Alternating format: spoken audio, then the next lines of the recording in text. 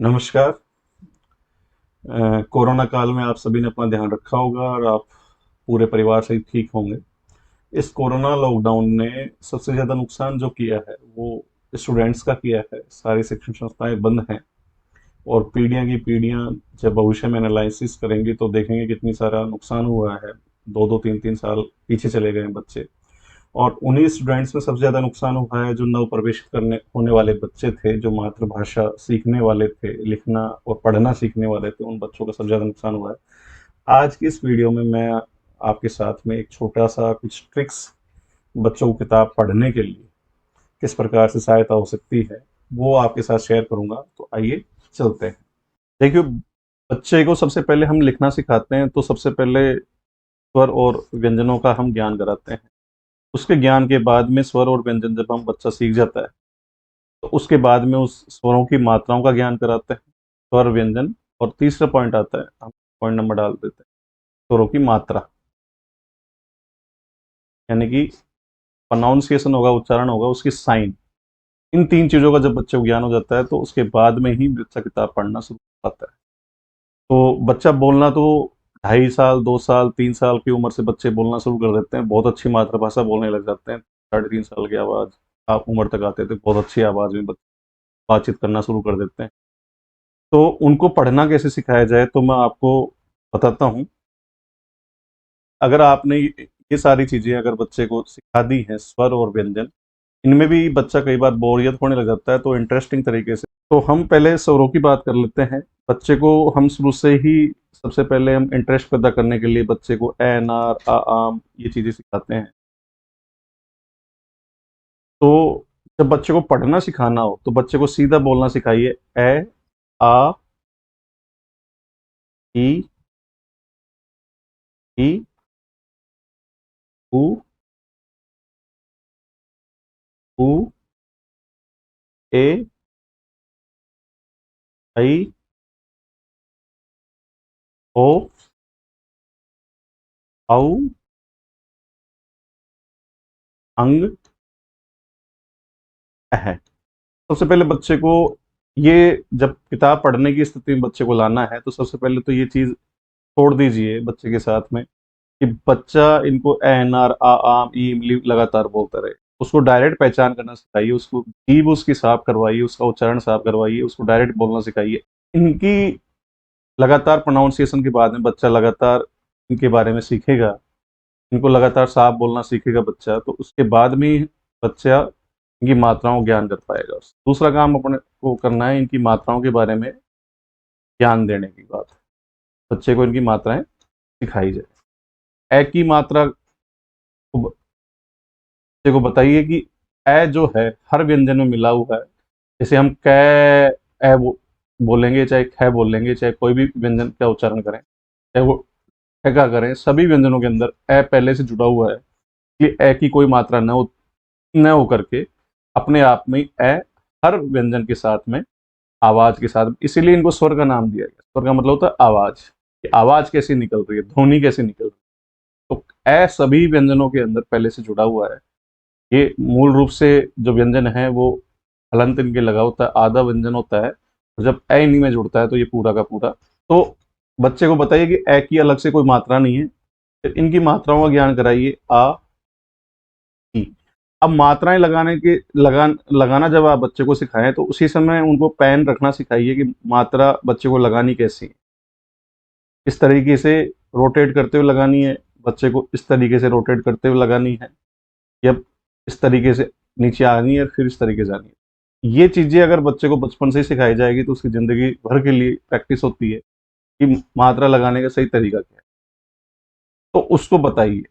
इसमें जैसे मात्राओं, किसी भी व्यंजन के साथ मात्रा जोड़ने का सबसे अच्छा तरीका होता है कि व्यंजन कोई भी लिखा है, जैसे मैंने मान लीजिए क्या लिख दिया, इसके साथ छोटी की मात्रा, जो ई की मात्रा जोड़नी है, तो उसका तरीका है कि आप डंडा पहले नीचे लीजिए, यहाँ से शुरू, उसकी स्पीड बनेगी। कई बार बच्चा धीरे इसकी प्रैक्टिस कैसे करने लग जाता है, यूँ करने लग जाता है, या इसकी प्रैक्टिस कैसे करने लग जाएगा, यूँ, यूँ, यूँ, यूँ। तो ये उसका समय भी बचाएँगे और धीरे-धीरे अभ्यास, क्योंकि सबसे बढ़िया तरीका इसका क्या है, मैं आपको बता देता हूँ। छोटी ई की मात्रा किस तरह से बनाई जाएगी। बच्चे कोई भी अक्षर लिखा हुआ है तो उसको बताइए कि यूं नीचे लाइन खींच देनी है, इसके बाद में यूं मात्रा लगानी। इसी प्रकार बड़ी की मात्रा कैसे लगाई जाएगी, छोटे ऊ की मात्रा इस साइड से नीचे से। कई बच्चों को मैंने देखा है छोटे ऊ की मात्रा यूं घुमाएंगे। तो नेचुरल फ्लो जो है लेफ्ट टू राइट हमारी लिखी जाती है, तो हर चीज में उसको लेफ्ट टू राइट लिखें। अब ये जो है ये भी लेफ्ट टू राइट ही लिखा जाए तो बेटर है। तो पुनः देखते हैं, मैंने इसको भी लिख करके देखा, रखी की मात्रा लगानी तो लेफ्ट टू राइट ही जाएगी, तो ही ठीक रहेगी। ऐसे ऊ है, लेफ्ट टू राइट जाएगी की मात्रा, एक ही मात्रा लेफ्ट टू राइट, हमेशा लेफ्ट टू राइट। आई की मात्रा लेफ्ट टू राइट, उसके नीचे। ओ की मात्रा लेफ्ट टू राइट, नीचे डंडा, ऑटोमेटिक नीचे फ्लो हो जाता है। औ की मात्रा लेफ्ट टू राइट और नीचे फ्लो। अंग की मात्रा, ए की मात्रा। इन मात्राओं का हमेशा ज्ञान लेफ्ट टू राइट से आप ज्ञान करवाइए। अभी मैंने इसको लिख करके देखा तो इसका भी सबसे बढ़िया तरीका क्या है, कोई भी अक्षर हमने लिखा, रह लिखा, लेफ्ट टू राइट, इससे बच्चे की गति बनती। मात्रा लगानी है तो बाएं से दाईं तरफ ले जाते हुए लगा, तो ये उसको शुरू से ही अभ्यास करवाना पड़ेगा। अब आते हैं इनको व्यंजनों के साथ में किस प्रकार से जोड़ा जाए। सभी स्वरों की जब मात्राओं का ज्ञान बच्चे को करा दिया जाए तो उनको व्यंजनों के साथ में कैसे जोड़ा जाए। सीधा हम आ से शुरू करते हैं, ए, ओ, औ, अंग, अह। आ की मात्रा वही तरीका, लेफ्ट टू राइट लिखने वाली जो बात मैंने बताई।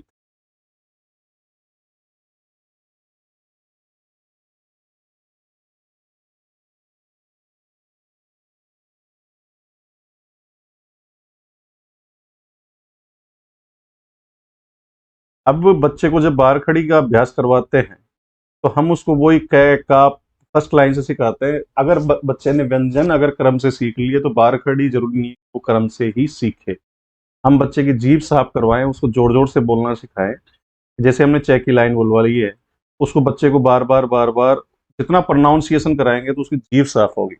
पढ़ने से पहले उसको उच्चारण क्लियर करना जरूरी है। उसका छ के साथ में उच्चारण करवाइए, उसका च के साथ में करवाइए, उसका जय के साथ में करवाइए। बच्चे को उच्चारित करवाना जरूरी है। उसको पहले बार खड़ी लिखना सिखाने से पहले उसकी जीभ साफ करवाइए। जितना बच्चा प्रोनाउंसिएशन करेगा, जितना उच्चारित करेगा, जितना जोर जोर से बच्चे बच्चे को बोलना आएगा, जितना स्वर उसका साफ होगा, उसको च, चा, ची, ची, चू, चू, चे, चई, इस तरह से उच्चारित करवाइए। सारी बार खड़ी उसको लिखना सिखाने से पहले बच्चे की जीभ साफ करवाइए कंटिन्यू। अब उसको जब लिखने के लिए कहा जाता है तो अब आप सोचिए कि इतने सारे व्यंजन और इतनी सारी मात्राएं, तो बार खड़ी लिखने में बच्चे की हालत खराब होने वाली है। तो बच्चा बार खड़ी लिखना कैसे सीखेगा, उसके लिए बच्चे को रोज नए नए तरीके से पढ़ाइए। कि आज ये नहीं कि हम जब भी बच्चे को होमवर्क दे तो हमने उसको कह दे दिया, कहा दे दिया कि यहाँ से इस ये नकल कर, इसका वो कर, नहीं। बच्चे को शब्द बोलना सिखाना है तो बच्चे को पहले से जो बोलना आता है उसको टुकड़ा करना सिखाइए। बच्चे को बोलना आता है, बच्चे को आपने कहा अखबार लेके आओ बेटा, अखबार रखा है, तो बच्चा तुरंत लेकर, लो पापा अखबार लो, लो मम्मी अखबार लो।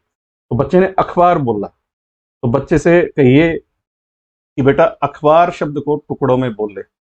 बच्चा उसको टुकड़ों में बोले, ए, है, बा, रे, इसको टुकड़े में बोलिए।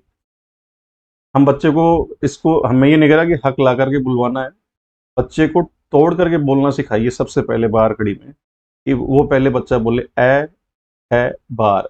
किसी भी शब्द को उसको लिखना सिखाने से पहले आपने वार खड़ी अगर उच्चारित करना सिखा दी है तो बच्चा लिखना कैसे सीखेगा, किताब पढ़ना कैसे सीखेगा, उसको वार खड़ी से पहचान कैसे करवाई जाएगी। तो उसको बार खड़ी से पहचान कराने से पहले आपने उस स्वरों की पहचान करा दी है, आपने उसकी मात्राओं की पहचान करा दी, व्यंजनों की पहचान करा दी। अब बच्चा जो उसको पहले से जो बोलना आता है उसको तोड़ करके बोलना सिखो। तो बच्चे ने जब कहा, बच्चे को आपने कहा ए बोल बेटा, यहाँ जीभ साफ हो चुकी है उसकी, अब वो बा बोलने में कहीं उसको दिक्कत नहीं है। अब जब उसने बा बोला तो उसको तुरंत बोलिए, ए बोला तो उसको कहिए कि बेटा ए तू जानता है तो ए लिख के दिखा। लिख के दिखा दिया। उसको कहा ख बोला बच्चे ने टुकड़े में, तो आपने कहा कि उसको ख लिख के दिखा, तो बच्चे ने ख लिखना दिखा दिया। जैसे हमने पहले ही कहा कि ये नहीं बोलना ख से खरगोश ऐसे नार, उसको डायरेक्ट बोलना ख लिख के दिखा। अब जब बा बोलने का नंबर आ रहा है, तो उसको कहिए बेटा कि बा में आ की मात्रा आ रही है, तो पहले उसको मात्रा लिखने के लिए आ की मात्रा लगा, और पहले क्या बोला उसको, बा में पहले उसको क्लियर कीजिए कि पहले बै शब्द बोला बोला तो उसको पहले बै लिखिए। उल्टा बताइए इसको, इसको दूसरी विधि से बताइए कि आ की आवाज निकल रही है तो पहले आ की मात्रा लगाइए, और पहले बै बुला तो बै लिखना सिखाइए। बच्चा तुरंत पकड़ में आ जाएगा ये बै बै है, और फिर रै। अब जब किसी भी शब्द में जब मात्रा वाला शब्द कोई आ गया, मात्रा वाला वर्ण कोई आ गया है, शब्द नहीं वर्ण कोई आ गया है, उसको उसी के साथ में, बेटा बा आ गया तो इसके अगला क्या होगा, बी। इसके अगला क्या होगा, बड़ी बी। के आगे क्या होगा, बू। उसको वहीं से शुरू करवा दीजिए। किसी भी शब्द में कोई ऐसा वर्ण मिल जाए जो मात्रा वाला है, उसको वहां से शुरू करवाइए और उस लाइन को पूरी को लिखने के लिए कहिए। ये इंटरेस्टिंग तरीका हो सकता है। जैसे एक एग्जांपल और लेते हैं कि जैसे उसने कहा सुबह, सुबह, सुबह शब्द को उससे टुकड़े में बुलवाइए, सुबह है। तो अब उसको सुबह को उसको बोलिए कि ऊ की मात्रा लगा दे, तो बच्चे ने ऊ की मात्रा लगा दी। अब उससे कहे सु में से बोल रहा है, तो उसको से लिखना सीखा हुआ बच्चे को, अब उसको ये दिक्कत ही नहीं आएगी, उसने सु लिख लिया।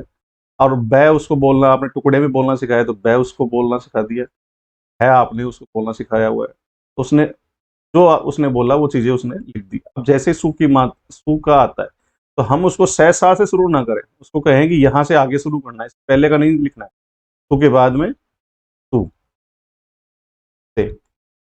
हम ये अलग मेथड है, थोड़ा सा मुझे वैज्ञानिक तरीका लगा। हम बच्चे को सिखाते हैं, उसको लिखते हैं कै मैं ले, बेटा इनको पढ़ कमल, तो वो कमल घर चल, ये चीजें तो हर तरीके से हम बचपन से सीखते आ रहे हैं।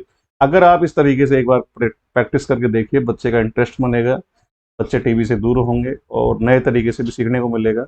जैसे उसको कोई वर्णमाला ऐसी मिलती है, उसको वहां से उसको अभ्यास करवाइए, ऑटोमेटिक उसको सो, सौ, संग, सह, तो ये मात्राएं उसको ऑटोमेटिक ज्ञान होंगी। और मैंने जैसे पहले कहा, बार खड़ी सीखने में बच्चे बोर होते हैं, तो उनको सिर्फ प्रोनाउंसिएशन करवाइए, उच्चारित करवाइए, जितना उच्चारित करवाएंगे उतना होगी। चलिए, थैंक यू वेरी मच। ध्यान रखिए अपना, कोरोना के अंदर बच्चों का।